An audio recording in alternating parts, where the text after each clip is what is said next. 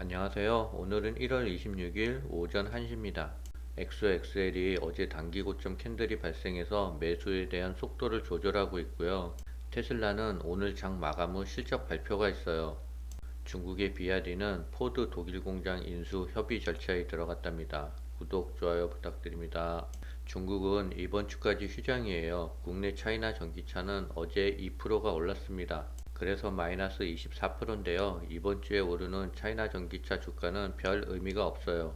SOXL은 지금 마이너스 6% 하락 중에 있고요. 어제 150주 정도를 매수했는데 단기 고점 캔들이 나왔어요. 그래서 매수에 대한 속도 조절을 하고 있습니다. 오늘은 60주 정도 매수했고요. 주가가 더 하락하면 오늘은 40주 정도를 더 추가 매수할 계획이에요. 이평선을 따라 내동분으로 그려놨는데요. 최악의 경우 12달러가 깨지는 상황을 고려해서 분할 매수할 생각입니다. 다음 주까지는 남아있는 현금을 전부 매수할 생각이에요. 어제 국내장도 1.39% 올랐는데요. 어느덧 코스피가 2400선을 훌쩍 뛰어넘었습니다. 그래프를 보시면 쌍바닥을 찍고 우상향으로 돌아섰고요. 어제 개인은 7,900억을 매도했고요. 외국인은 7,600억을 매수했습니다. 삼성전자가 어제 갭상을 해서 2.59%가 올랐는데요. 외국인이 대량 매수세가 들어왔습니다. 어제 갭상을 했기 때문에 오늘부터 갭을 메우러 갈 것 같고요. 갭을 메울 때가 또 한 번의 매수 타이밍 같습니다. 네이버의 주가 흐름은 양호하고요. 121선을 돌파했는데 강하지는 않아요. 한 번 더 조정을 받고 121선을 돌파할 것 같습니다. 어제 마이크로소프트 실적 발표가 있었는데요. 매출은 예측보다 하향했고요. 주당 순이익은 예측보다 조금 올랐습니다. 3M은 예측보다 주당 순이익이 떨어졌어요. 마이크로소프트가 경기 둔화로 6년 만에 가장 둔화된 매출 성장을 기록했는데요. 다만 회사의 성장을 이끌고 있는 클라우드 부분 매출이 시장 기대치를 웃돌며 선방했답니다.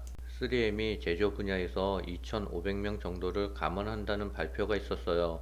3M은 81억 달러의 매출과 2.28달러의 조정 순이익을 보고했는데요. 월가 컨센서스는 매출 81억 달러에 주당 조정 순이익 2.36달러를 예상했답니다. 23년 가이던스로는 주당 순이익 8.5달러에서 9달러를 제시했는데 월가의 예상치는 10.2달러입니다. 이날 3M은 수요 및 매출 감소로 전 세계에서 2,500명의 제조업 일자리를 줄인다고 밝혔어요.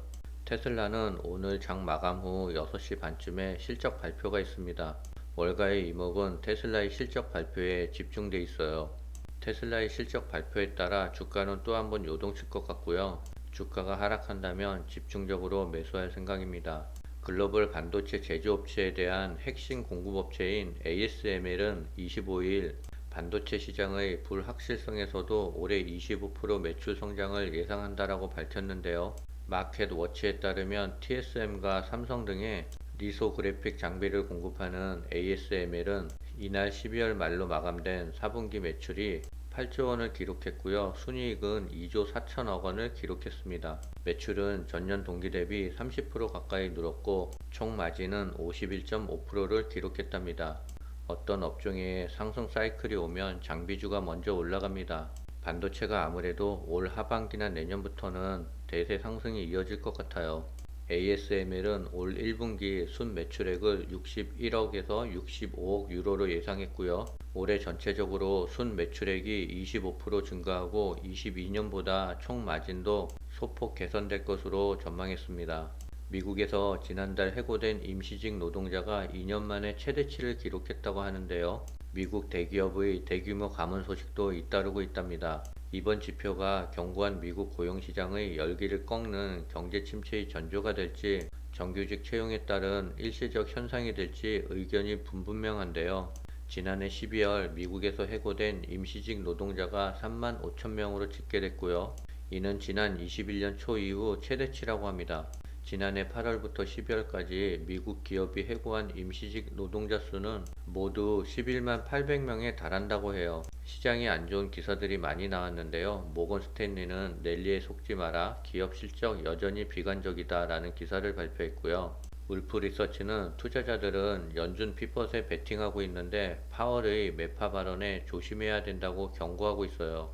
울프 리서치는 연준이 인플레이션을 완전히 통제하기 위해 고강도 긴축을 지속할 가능성이 크다면서 투자자들이 지나친 금리 인상 속도 조절 기대감을 경계해야 한다라고 전했습니다.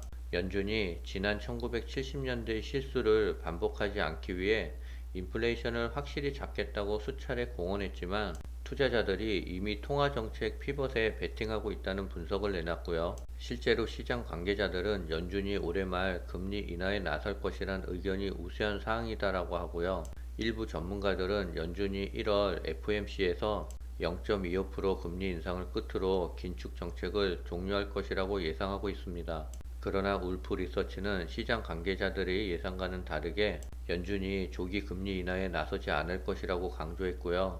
또한 제롬 파월 연준 의장이 1월 FOMC 정리회의에서 매파적인 발언으로 시장의 투자 심리를 위축시킬 것이라고 진단했어요.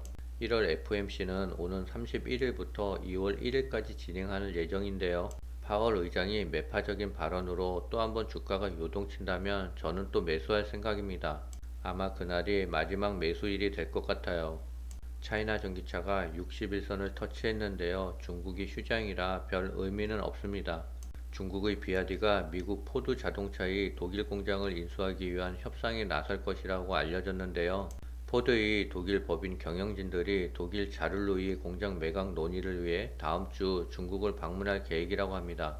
이번 공장 인수가 성사되면 자르루이 공장은 비아디 유럽 내 사업 확대를 위한 새로운 거점이 될 것이라며 지난 해에만 전년 대비 3배 많은 186만 대의 전기차를 판매한 비아디에게 중요한 이정표가 될 것이라고 합니다.